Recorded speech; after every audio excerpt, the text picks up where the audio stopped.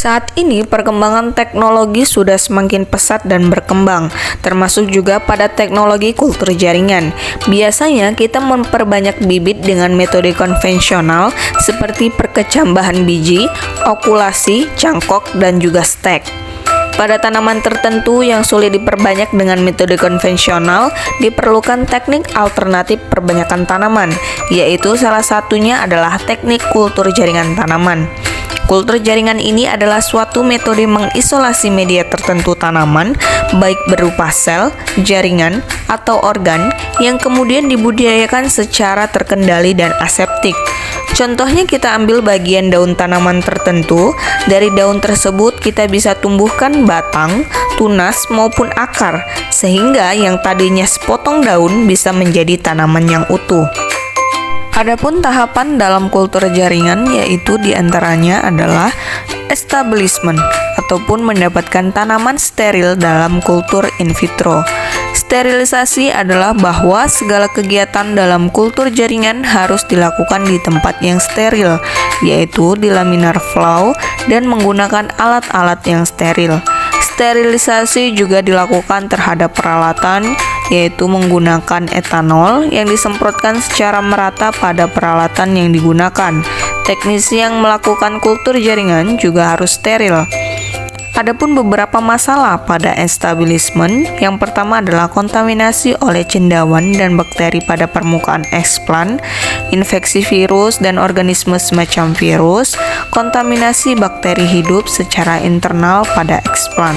Ternyata ada beberapa kegiatan yang bisa dilakukan sebelum dilakukan sterilisasi.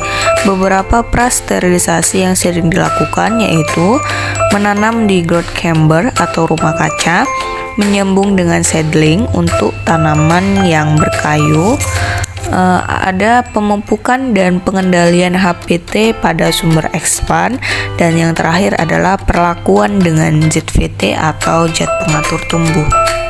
Keberhasilan pada tahap establishment ditandai oleh yang pertama adalah keselamatan eksplan ditransfer ke lingkungan kultur dan reaksi eksplan setelah ditransfer ke lingkungan kultur seperti pertumbuhan ujung tunas atau pembentukan kalus.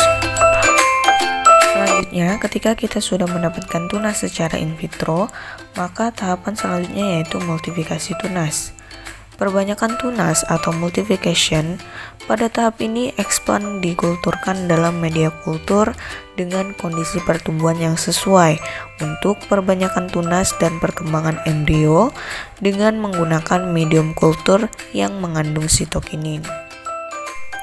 Tujuannya adalah untuk menghasilkan multiplikasi organ dan struktur selanjutnya yang mampu menghasilkan tanaman utuh. Kegiatan ini dilakukan di laminar flow untuk menghindari adanya kontaminasi yang mengakibatkan kegagalan pertumbuhan eksplan. Tabung reaksi yang telah ditanami ekspan diletakkan pada rak-rak dan ditempatkan di tempat yang steril dengan suhu kamar.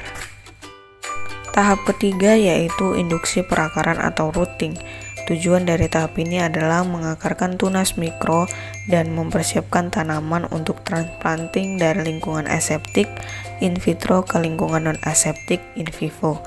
Induksi perakaran in vitro dilakukan dengan cara yang pertama adalah subkultur individual microcutting ke medium perakaran di mana konsentrasi sitokinin dikurangi. Media dasar yang digunakan biasanya dikurangi menjadi setengahnya. Yang kedua yaitu dengan cara subkultur pada media pengakaran dalam beberapa hari kemudian dipindahkan ke dalam medium tanpa auksin. Dan tahap terakhir pada kultur jaringan yaitu aklimatisasi atau tahap perpindahan tanaman dari heterotrop ke autotrop.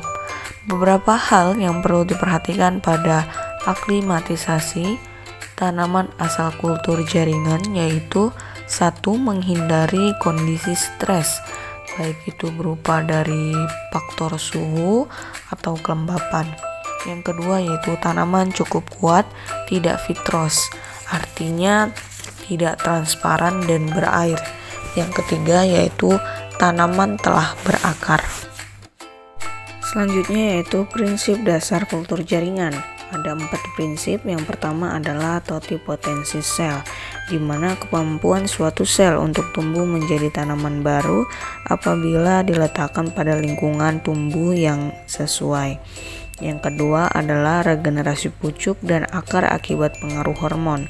Pemberian auksin dan sitokinin merupakan tindakan penting untuk mengatur pertumbuhan, pemanjangan, dan diferensiasi sel, serta pembentukan organ tanaman di dalam kultur jaringan. Yang ketiga yaitu organogenesis dan embriogenesis, yaitu menumbuhkan sel atau jaringan meristematik tanaman pada medium tertentu untuk menginduksi terbentuknya tunas ataupun akar. Embrio di sini dimaksud adalah proses di mana sel stomatik berkembang membentuk tumbuhan dan melalui tahap perkembangan embrio tanpa melalui fusi gamet. Yang terakhir yaitu prinsip kompetensi dan determinasi. Kompetensi di mana menunjukkan kemampuan internal dari suatu sel atau jaringan tertentu untuk berkembang sedemikian rupa menjadi tipe sel, jaringan, ataupun organ. Determinasi yaitu sel atau jaringan yang memiliki kompetensi selanjutnya mengalami determinasi yang untuk perkembangan tidak dapat balik, sehingga perkembangannya tidak dapat kembali.